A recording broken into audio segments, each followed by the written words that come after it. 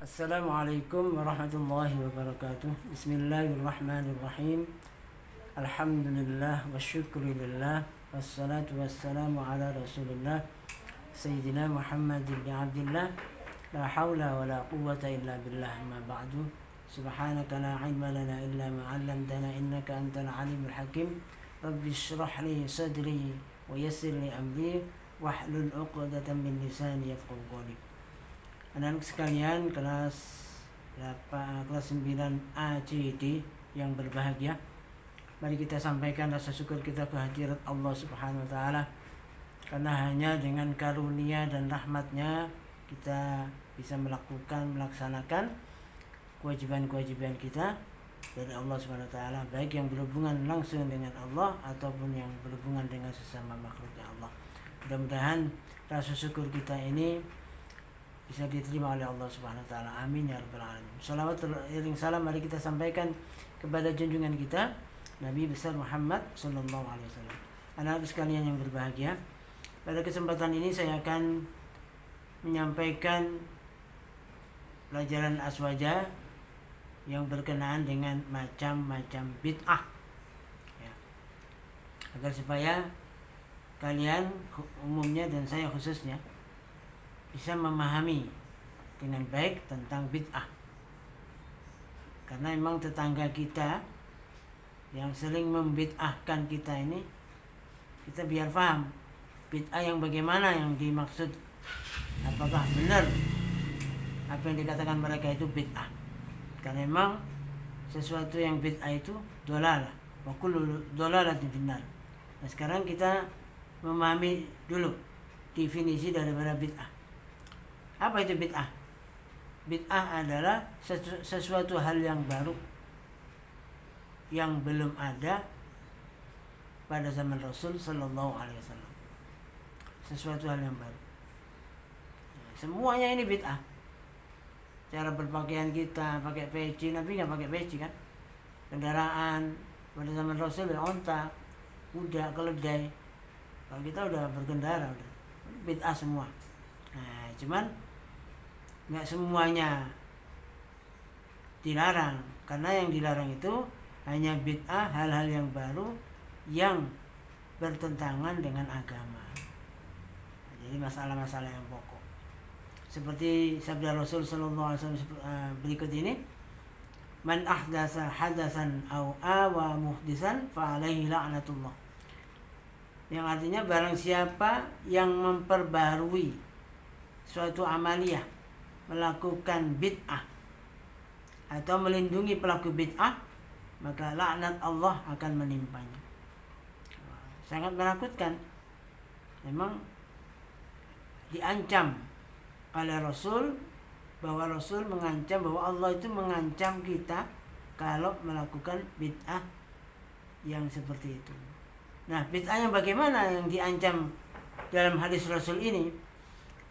Menurut Syekh Muhammad Waliyuddin Asy-Syabsyiri, beliau berpendapat yang termasuk kena ancaman hadis ini adalah orang-orang yang melakukan akad-akad yang rusak, akad-akad yang tidak memenuhi syarat dan rukun sesuai dengan ajaran agama. Nah, jadi orang-orang yang melakukan pekerjaan agama, umpamanya jual beli, akad nikah, ataupun sholat, nah, tapi mengadakan hal yang baru, yang pokok, nah ini namanya kena ancaman ini, maka akan dilaknat oleh Allah. Na'udzubillah. Nah, cuman bid'ah-bid'ah yang dilontarkan oleh tetangga kita kepada kita itu kan bukan masalah yang pokok. Ya, bukan masalah yang pokok. Kalau yang masalah pokok itu seperti sholat fardu, ya, sholat isya 4 rakaat itu pokok. Siapa yang sholat isya 3 rakaat, ya bid'ah mengadakan sholat isya. Kalau lupa ya nggak apa-apa, tinggal nambah satu lah. Ya. Tapi kalau jelas-jelas sholat isyanya diganti 3 rakaat, nah itu bid'ah, dolalah. Nah, cuman yang dibid'ahkan oleh tetangga kita kepada kita itu kan hal-hal yang kita lakukan yang tidak termasuk pokok, ya, seperti tahlilan, ya, baca rawi, baca tiba, hadroh dan segala macamnya. Kan itu tidak bertentangan dengan agama, tidak dilarang.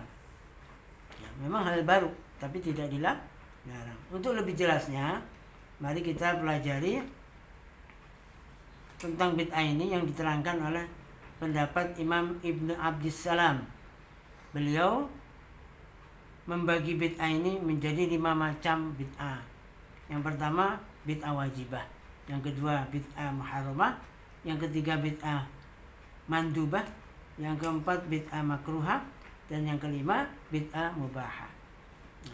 Bid'ah wajibah, bid'ah yang dilakukan untuk mewujudkan hal yang diwajibkan oleh syarak. Jadi bid'ah yang dilakukan untuk mewujudkan hal-hal yang diwajibkan oleh syarak. Seperti apa contohnya?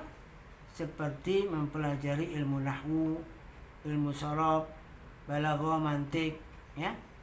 Ini gunanya supaya bisa memahami ilmu-ilmu Al-Quran dan hadis. Tapi kalau belajar Al-Quran dan hadis jangan belajar sendiri, harus dengan guru supaya pemahamannya sama dengan pemahaman Rasul.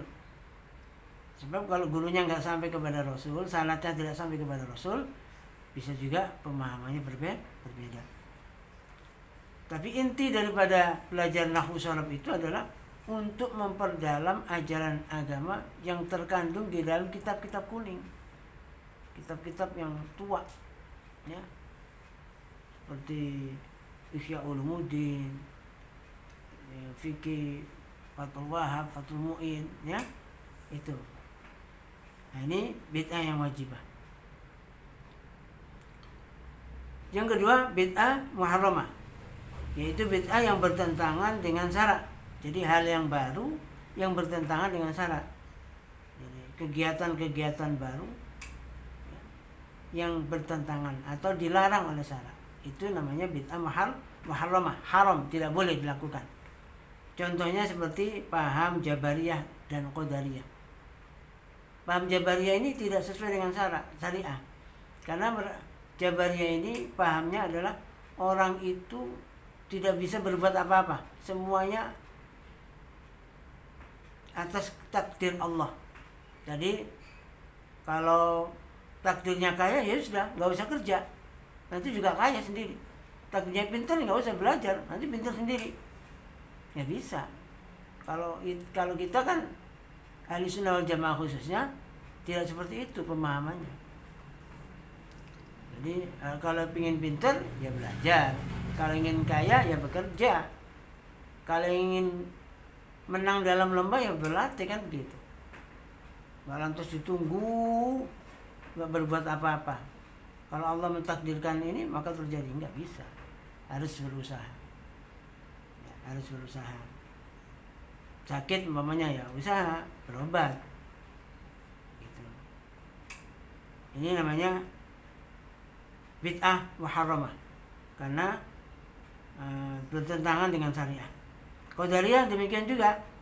Pemahamannya makna Qadariyah itu maksudnya adalah orang itu tidak bergantung kepada Allah. Perbuatannya, nasibnya, takdirnya tidak tergantung Allah. Jadi nasibnya atas kehendak sendiri. Kalau ingin kaya, ya udah bekerja. Artinya manusia menentukan takdirnya sendiri, bukan Allah. Ini juga salah. Kalau kita kan qadar itu baik buruknya qadar itu atas kehendak Allah. Atas kehendak Allah. Tapi tetap dengan usaha. Dengan usaha, tetap dengan usaha. Nah, ini qadariyah. Ini paham-paham contoh-contoh bid'ah muharramah. Jadi bid'ah muharramah itu definisinya adalah sesuatu hal yang baru tapi bertentangan dengan agama. Maka diharamkan. Kalau tidak bertentangan dengan agama, kalau sifatnya wajib, ya bid'ah wajibah seperti yang nomor 1 tadi. Kemudian yang ketiga, bid'ah mandubah. Mandubah ini sunnah, sama dengan sunnah. Ya. yakni segala sesuatu yang baik tapi tidak pernah dilakukan sebulan penuh, ya, tidak pernah dilakukan pada masa Rasul sesuatu hal yang baik dan tidak pernah dilakukan di masa Rasul, seperti sholat tarawih secara berjamaah sebulan penuh, mendirikan madrasah, sekolah, pondok pesantren, TPQ, tidak ada pada zaman Rasul. Tapi ini baik untuk dilakukan. Yang namanya bid'ah mandubah. Mendirikan pesantren, ya, mendirikan lembaga pendidikan, kemudian TPQ, madrasah dan sebagainya. Ini bid'ah mandubah, bid'ah yang disunnahkan. Jadi definisinya adalah sesuatu hal yang baru, yang baik dan tidak bertentangan dengan agama, tapi tidak ada pada zaman Rasul. Ini bid'ah mandubah. Yang keempat, bid'ah makruhah. Makruhah dibenci, makruh itu dibenci. Apa definisinya? Yaitu melakukan sesuatu yang kurang baik dan tidak ada perintah syariat, meskipun tidak bertentangan dengan agama. Jadi melakukan sesuatu yang kurang baik tapi tidak bertentangan dengan agama. Gitu. Ya. Contohnya seperti apa? Contohnya seperti menghias masjid dengan hiasan yang berlebihan. Menghias masjid dengan menghias yang berlebihan. Menghias masjid itu kan makruh, ya, karena mengganggu konsentrasi orang sholat. Nah, kalau dilakukan nggak apa-apa sih, karena tidak bertentangan dengan agama, tapi dibenci, maka ini bid'ah makruhah. Yang nomor 5, bid'ah mubahah. Mubahah itu boleh, artinya ya, ini melakukan hal-hal yang baik yang tidak ada perintah dan tidak bertentangan dengan syariah. Melakukan hal-hal yang baik, tidak ada perintah dan tidak bertentangan dengan agama. Ya. Seperti berjabat tangan setelah sholat dan makan makanan yang lezat. Berjabat tangan setelah sholat dan makan makanan yang lezat. Ya, jabat tangan setelah sholat itu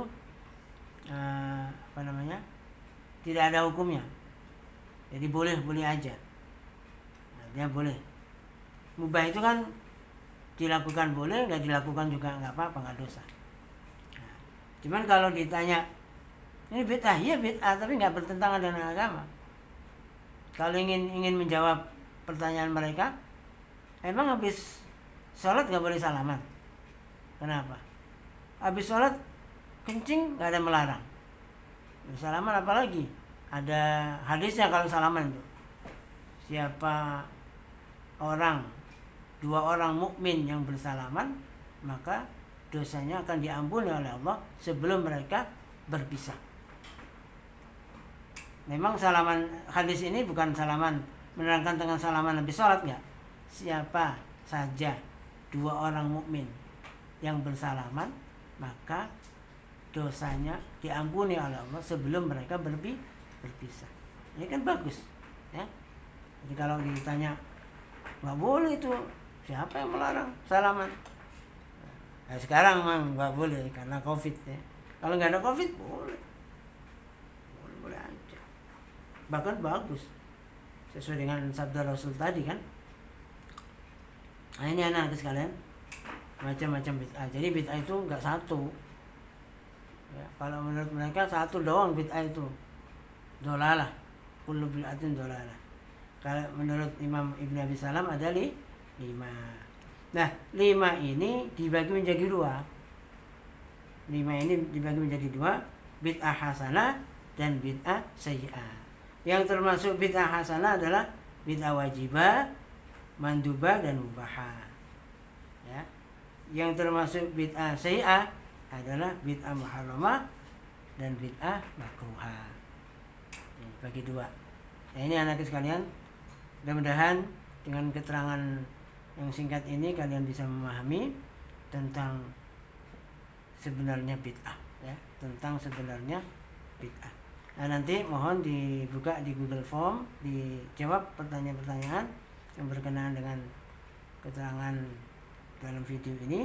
Mudah-mudahan kalian bisa memahaminya dan mendapatkan ilmu yang bermanfaat. Amin ya rabbal alamin. Wallahu a'lam bishawab. Terima kasih atas perhatiannya dan mohon maaf atas segala kekurangannya. Wallahul muwaffiq ila aqwamit thoriq. Ala famikum ma'an najah. Assalamualaikum warahmatullahi wabarakatuh.